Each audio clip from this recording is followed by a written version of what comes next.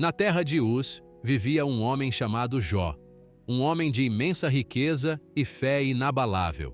Seus rebanhos eram vastos, sua família grande e amorosa, e seu coração devotado a Deus. Jó era conhecido em toda a terra por sua retidão, um homem que temia a Deus e evitava o mal. Seus dias eram repletos de bênçãos, suas noites com sono tranquilo, um testemunho de sua vida íntegra.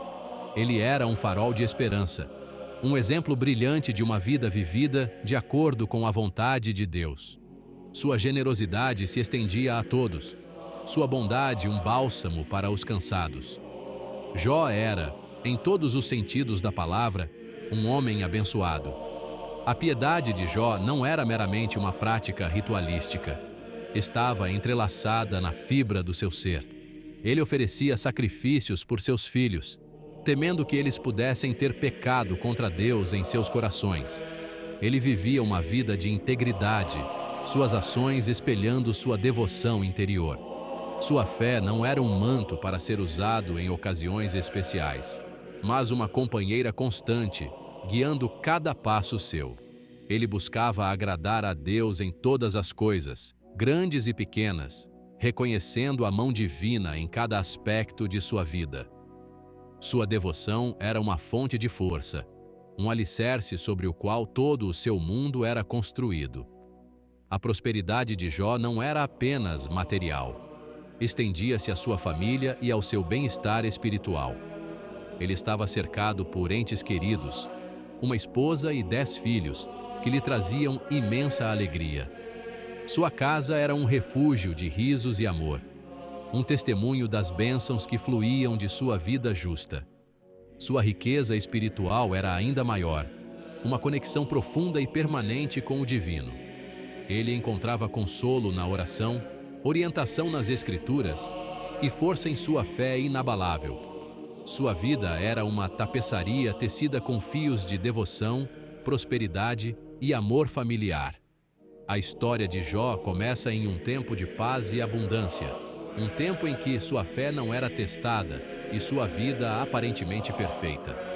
Ele era um homem que tinha tudo, um homem abençoado além da medida. Mas a história de Jó não é apenas sobre bênçãos. É sobre as provações que testam a fé e o espírito inabalável que persiste mesmo diante de sofrimentos inimagináveis. É uma história que ressoa através dos séculos, lembrando-nos do poder da fé e da natureza duradoura da esperança. Um dia, no reino celestial, uma conversa ocorreu entre Deus e Satanás. Deus, orgulhoso da fidelidade inabalável de Jó, apontou-o como exemplo de um homem justo. Satanás, sempre cético, desafiou Deus, sugerindo que a piedade de Jó era meramente um produto de sua prosperidade. Acaso Jó teme a Deus de graça? Questionou Satanás, insinuando que a devoção de Jó era condicional, dependente das bênçãos que recebia. Ele argumentou que se Jó fosse despojado de sua riqueza e saúde, sua fé se esfarelaria como poeira. Esta aposta preparou o palco para um teste de fé como nenhum outro. Deus, confiante na integridade de Jó, permitiu que Satanás o testasse, mas com a condição de que a vida de Jó fosse poupada. Essa permissão divina não foi um ato de malícia, mas uma demonstração da confiança de Deus na fé inabalável de Jó. Era um teste projetado para refinar e fortalecer o espírito de Jó, para provar a profundidade de sua devoção. As apostas eram altas, o resultado incerto, mas Deus sabia que Jó possuía a força para resistir. Esta aposta celestial era um drama cósmico se desenrolando, com Jó como o protagonista involuntário. Satanás, tendo recebido o poder de infligir sofrimento a Jó, não perdeu tempo em desencadear uma torrente de calamidades. Ele pretendia quebrar o espírito de Jó, provar que sua fé era uma fachada frágil. Acreditava que, ao tirar de Jó tudo o que lhe era querido, poderia expor a hipocrisia que supunha estar sob a superfície. A intenção maliciosa de Satanás era clara: romper o laço entre Jó e Deus. Ele buscava demonstrar que mesmo o homem mais justo poderia ser influenciado pela adversidade. O cenário estava pronto para uma batalha cósmica entre o bem e o mal, com Jó apanhado no fogo cruzado. Sua fé seria testada nas chamas do sofrimento, sua devoção examinada sob o peso de uma perda inimaginável. A aposta celestial não era apenas sobre Jó, era sobre a natureza da própria fé, o poder duradouro da crença diante da adversidade. Era um teste que ressoaria através dos tempos, um testemunho da força do espírito humano. O desastre aconteceu de forma rápida e implacável. Mensageiros chegaram um após o outro, cada um trazendo notícias de perdas devastadoras. Primeiro, chegaram as notícias de bois e jumentos roubados, servos mortos. Depois, veio o relato de ovelhas consumidas pelo fogo do céu. Em seguida, os camelos foram levados por invasores e mais servos foram mortos. Finalmente, a notícia mais dolorosa de todas, os filhos e filhas de Jó morreram quando um grande vento derrubou a casa onde estavam festejando. Em um único dia, o mundo de Jó foi destruído, sua prosperidade reduzida a cinzas, sua família arrancada de seus braços. A riqueza de Jó, antes um símbolo de sua bênção, desapareceu num instante. Seus rebanhos, a fonte de seu sustento, haviam sumido. Seus bens materiais, acumulados ao longo de uma vida de trabalho árduo, foram reduzidos a nada. A evidência tangível de sua prosperidade, as coisas pelas quais ele havia trabalhado tanto para adquirir, foram varridas como palha ao vento. Ele ficou sem nada além das roupas do corpo e o enorme vazio em seu coração. A rapidez e a totalidade de sua perda foram avassaladoras. A perda de seus filhos foi um golpe que atingiu o âmago do seu ser. O riso e a alegria que antes enchiam sua casa foram substituídos por um silêncio insuportável. O futuro que ele havia imaginado, repleto da promessa de netos e da continuação de sua linhagem, foi apagado. A dor de sua ausência era uma dor constante, uma ferida que se recusava a cicatrizar. Ele lamentou não apenas a perda deles, mas também a perda do futuro que eles nunca teriam. Apesar do peso esmagador de sua dor, Jó se recusou a amaldiçoar a Deus. Ele rasgou suas vestes, raspou a cabeça e caiu no chão em adoração. Nu saí do ventre da minha mãe, e nu voltarei para lá, declarou. O Senhor o deu, o Senhor o levou, bendito seja o nome do Senhor. Diante de um sofrimento inimaginável, a fé de Jó permaneceu inabalável. Sua resposta não foi de raiva ou ressentimento, mas de aceitação e entrega à vontade de Deus. Este ato de profunda fé marcou o início da jornada de Jó, através do cadinho do sofrimento. A resposta de Jó às suas calamidades foi um testemunho da profundidade de sua fé. Ele não questionou a justiça ou a imparcialidade de Deus. Não acusou Deus de agir errado. Em vez disso, humilhou-se perante o Todo-Poderoso, reconhecendo a soberania de Deus sobre todas as coisas. Ele reconheceu que, mesmo em meio ao sofrimento, Deus permanecia no controle. Sua fé não era obediência cega, mas uma confiança profunda no plano divino, mesmo quando esse plano parecia incompreensível. Ele entendia que os caminhos de Deus são mais altos que os nossos caminhos, e seus pensamentos mais altos que os nossos pensamentos. Apesar da imensa dor que suportou, Jó se recusou a amaldiçoar a Deus. Este ato de desafio contra o desespero foi uma poderosa demonstração de sua fé inabalável. Apegou-se à crença de que, mesmo nos momentos mais sombrios, a presença de Deus estava com ele. Não permitiu que seu sofrimento o definisse. Em vez disso, permitiu que sua fé moldasse sua resposta.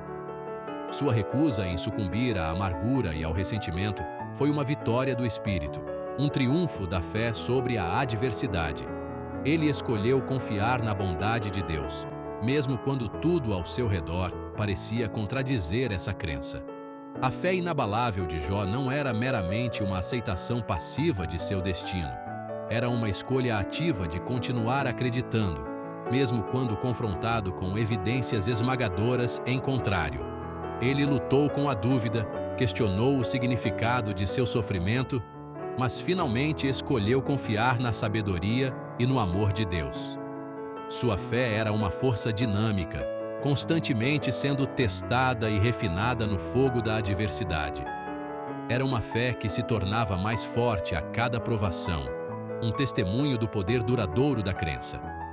A história de Jó é um poderoso lembrete de que a fé não é sobre a ausência de sofrimento, mas sobre a presença de Deus em meio ao sofrimento. É sobre escolher confiar na bondade de Deus, mesmo quando não podemos entender seus caminhos. É sobre encontrar força na fraqueza, esperança no desespero e significado em meio ao caos. O exemplo de Jó nos inspira a nos apegar à nossa fé, mesmo quando as tempestades da vida rugem ao nosso redor. Sua história nos lembra que a verdadeira fé não se trata de evitar o sofrimento, mas de suportá-lo com graça e coragem, sabendo que Deus está conosco sempre. 3 amigos, Elifaz, Bildade e Zofar, vieram confortar Jó em sua dor. Inicialmente, sentaram-se com ele em silêncio por 7 dias e 7 noites, compartilhando sua dor e oferecendo apoio silencioso. No entanto, seu silêncio eventualmente deu lugar a palavras, e suas palavras não eram palavras de conforto, mas de acusação. Eles acreditavam que o sofrimento de Jó devia ser um castigo por algum pecado oculto. Apegavam-se à sabedoria convencional de seu tempo, que sustentava que o sofrimento era sempre uma consequência de más ações. Suas tentativas de confortar Jó rapidamente se transformaram em uma série de acusações, cada uma aumentando o fardo de Jó. Elifaz, o mais velho e mais respeitado dos 3, argumentou que Deus é justo e que o sofrimento é sempre consequência do pecado. Ele exortou Jó a confessar suas transgressões ocultas e se arrepender. Bildade repetiu os sentimentos de Elifaz, acrescentando que os filhos de Jó deviam ter pecado e trazido seu destino sobre si mesmos. Zofar, o mais jovem e mais duro, acusou Jó de arrogância e impiedade, afirmando que seu sofrimento era uma repreensão divina. Suas palavras, destinadas a serem bálsamo para as feridas de Jó, em vez disso, colocaram sal em suas feridas abertas. Suas acusações, enraizadas em sua compreensão limitada dos caminhos de Deus, apenas aprofundaram o desespero de Jó. Os argumentos dos amigos baseavam-se em uma compreensão falha da justiça de Deus. Eles acreditavam em uma relação simplista de causa e efeito entre pecado e sofrimento, não reconhecendo que o sofrimento pode ter muitas causas, algumas das quais estão além da compreensão humana. Sua insistência em encontrar uma razão para o sofrimento de Jó o cegou para a verdadeira natureza de sua situação. Eles não conseguiram ver que, às vezes, o sofrimento não é um castigo, mas um teste, uma oportunidade de crescimento e refinamento. Suas tentativas de explicar o sofrimento de Jó, através das lentes de sua própria compreensão limitada, apenas serviram para isolá-lo ainda mais. As acusações dos amigos, embora bem-intencionadas, acabaram aumentando o sofrimento de Jó. Suas palavras, destinadas a trazer conforto, trouxeram dor e isolamento. Eles não reconheceram que o verdadeiro conforto não reside em oferecer explicações, mas em oferecer empatia e apoio. Suas tentativas de dar sentido ao sofrimento de Jó, através das lentes de sua própria compreensão limitada, apenas serviram para aprofundar seu desespero. Suas tentativas equivocadas de conforto destacaram as limitações da sabedoria humana diante do mistério divino. Eles se tornaram uma fonte de aflição adicional para Jó, aumentando seu já pesado fardo. Jó, cansado das acusações de seus amigos, voltou-se para Deus em oração.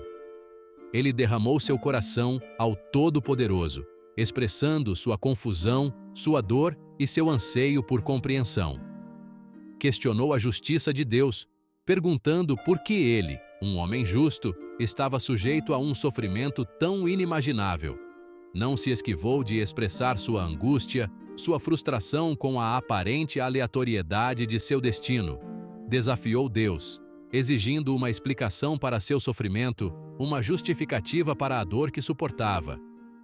Seu apelo não era um pedido educado, mas um grito cru e honesto das profundezas de sua alma. Jó manteve sua inocência ao longo de sua provação, insistindo que não havia pecado para merecer tal castigo. Argumentou que sua vida tinha sido irrepreensível, sua conduta reta. Apontou para sua piedade, sua generosidade, sua devoção inabalável a Deus.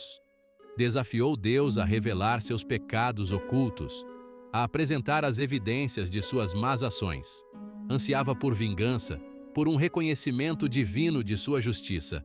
Seu apelo não era por uma fuga do sofrimento, mas por uma compreensão de seu propósito, um vislumbre do plano divino que parecia tão cruel e arbitrário. O apelo de Jó a Deus não foi um sinal de fraqueza, mas uma demonstração de sua fé. Ele não se afastou de Deus com raiva ou ressentimento. Em vez disso, aproximou-se, buscando consolo e compreensão na presença divina. Reconheceu que somente Deus poderia fornecer as respostas que procurava, somente Deus poderia dar sentido ao seu sofrimento. Seu apelo foi um ato de fé, um testemunho de sua crença de que, mesmo nos momentos mais sombrios, Deus ainda estava ouvindo.